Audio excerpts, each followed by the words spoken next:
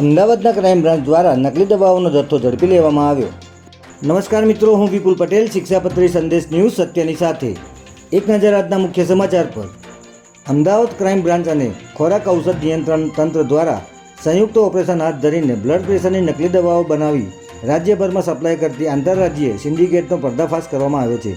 આ મામલે પોલીસે 3 મુખ્ય સૂત્રધારોની ધરપકડ કરી 1200 ટેબ્લેટ જપ્ત કરવામાં આવી છે. તપાસ દરમિયાન અમદાવાદ પાલડી સ્થિત પાસો મેડિકલ એજન્સી મારફતે આ સ્ટોક આવ્યો હતો, ત્યારે પોલીસે આ રેકેટમાં અમદાવાદના હોલસેલ વેપારી દર્શિલ સંઘવી તેમજ લખનૌના દેવેન્દ્ર યાદવ અને ઉમંગ રસ્તોગીની ધરપકડ કરી છે. અમદાવાદના સાબરમતી વિસ્તારમાં એસટી બસની અડફેટે 70 વર્ષીય વૃદ્ધનું મોત નીપજ્યું હોવાની ઘટના સામે આવી છે. અમદાવાદની રેલવે કોલોનીમાં રહેતા ગજાજી મારવાડી સાબરમતી 4 રસ્તા નજીક આવેલા ઓએનજીસીની કડ પાસેથી પગપાળા રસ્તો ક્રોસ કરી રહ્યા હતા. તે દરમિયાન ત્યાંથી પસાર થઈ રહેલી એસટી બસના ચાલકે તેમને અડફેટે લીધા હતા. બસની ટક્કર એટલી જોરદાર હતી કે વૃદ્ધનું ઘટના સ્થળે જ મોત નીપજ્યું હતું.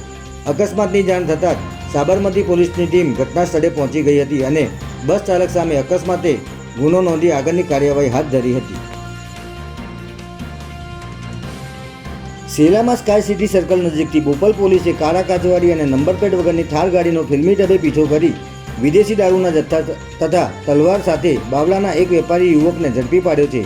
બોપલ પોલીસને બાતમી મળી હતી કે શેલા સ્કાય સિટી એપલવુડથી શાંતિપુરા તરફ થાર ગાડીમાં વિદેશી દારૂ લઈ જવામાં આવી રહ્યો છે. જેના આધારે પોલીસે વોચ ગોઠવી ગાડીનો પીછો કરતા શાંતિપુરા રિંગ રોડ પર આ ગાડી રોડના ડિવાઈડર સાથે અથડાઈ હતી.